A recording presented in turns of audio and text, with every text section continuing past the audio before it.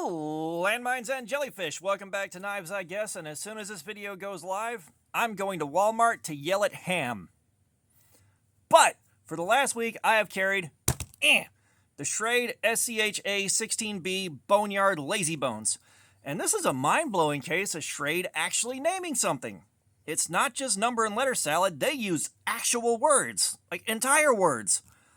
I don't know why they quit doing that. It's probably because the guy that names things had to leave to deal with the fact that his wife was sleeping with the quality control guy from Ozark Trail. And the Ozark Trail guy had to leave because his wife was sleeping with the quality control guy over at Gerber. The lore behind it is an absolute mess, you guys. Like, it's going to take 2 or 3 guys to sort all this out, and they're all sleeping with each other's wives. So we'll never get full answers on what's happening here. Like, the lore is just going to stay messed up. But let's take a look at what we got here. So first things first, the pocket clip is tip up, which is the Lord's carry. We have got a flipper tab, and this is where things for me get kind of special. This is the Schrade Magic Assisted Opening System, and let's flick the bean. The dingus end right here is free floating, and this gives it an interesting feel. I have one other with the Magic Assisted Opening System, and this is, I think, the first assisted opener I ever owned. And this one, it's the same deal. Let's flick the bean. You got a free floating dingus right here. And it makes this feel really good to open. Between the way it feels when you press this down and it pops off, the spring strength and how smooth it opens, like for me personally, it feels really, really good. This kind of reminds me of my 45, where you can pull if you're pulling slowly the way you're supposed to on a firearm and let it surprise you. You know, you get 50-60% trigger sweep and it pops. It just feels so damn satisfying. I may be the odd one out, and that may be why they're discontinued and not sold anymore. That's usually how it happens with stuff that I truly, truly enjoy. Like, I'm the odd guy out and my stuff gets discontinued, but it is what it is.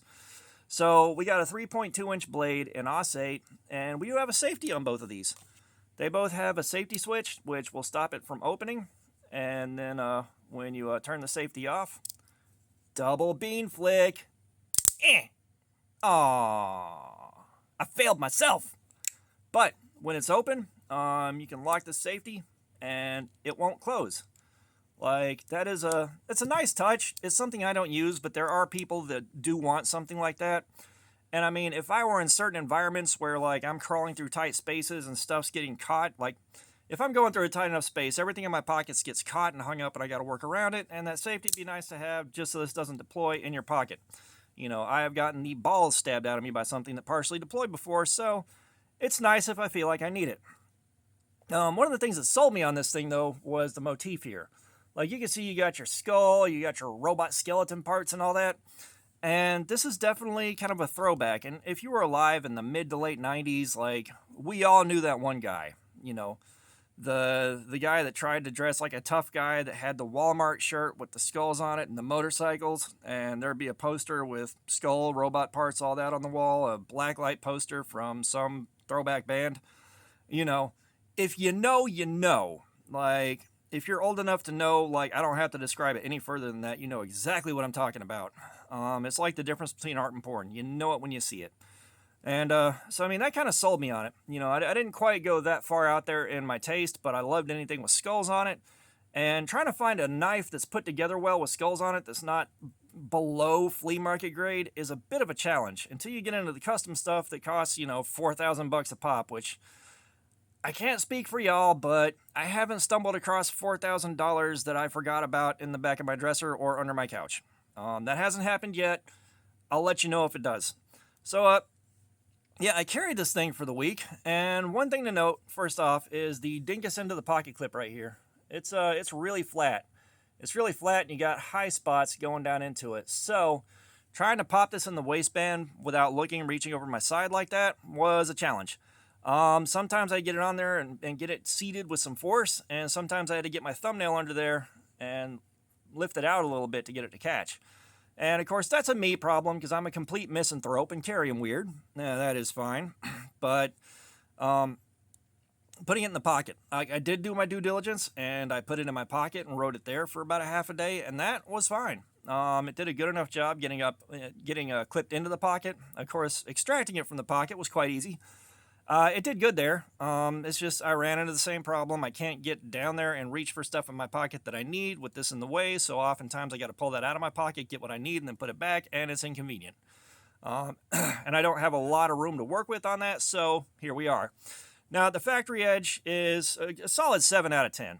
I guess a good factory edge, especially for something that, I think I may have mentioned it, but I got this for like 30, 35 bucks. MSRP was like 62, I think, and I got it on clearance at Blade HQ. Sorry if I repeated that. I'm on like my 8th take here, but the factory edge did what I needed it to do. Let's get the magic copy paper out. Let's flick the bean.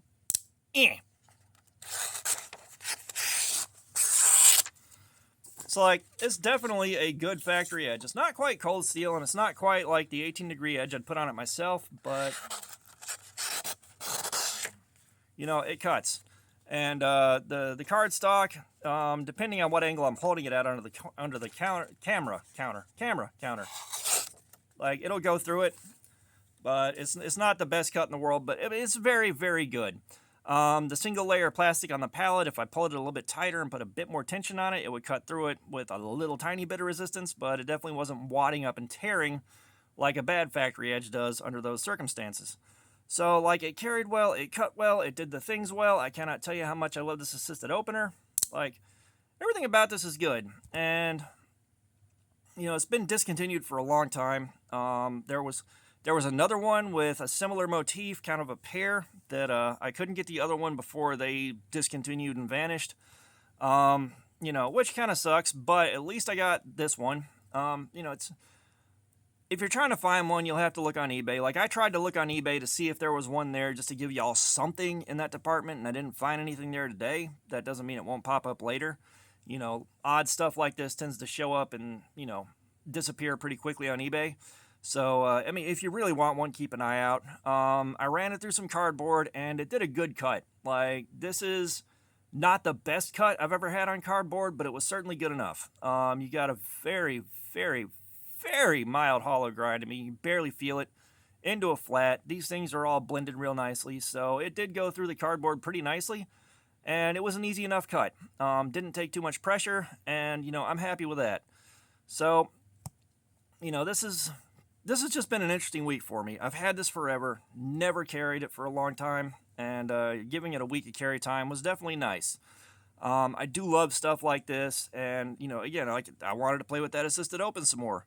So, everything about this is reasonably good, and if you can get it for cheap enough, which I've seen other Magic assisted openers for around the $20 mark on eBay, so if you can get it for 20 bucks, hell yeah.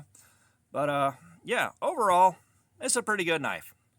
This definitely got a little bit going for the theme and the assisted open, adding a couple extra points for it. But as a general all-around performer, it did pretty good. So, I wanted to share that with you guys, and all that being said, thanks for looking at my crap.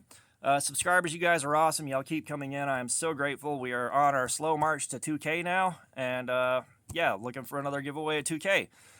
Comments, I love some feedback. Let me know what you think about this thing, or if you have something with the Magic assisted opener on it, let me know what you think about it. Like, I'm kind of curious to see if I'm like the odd one out that, I'm one of a few people that likes this, or if it's more universally appealing. I know, like, they interest me, I like them, but, they got discontinued for a reason. But, yeah, all that being said, y'all have a nice day.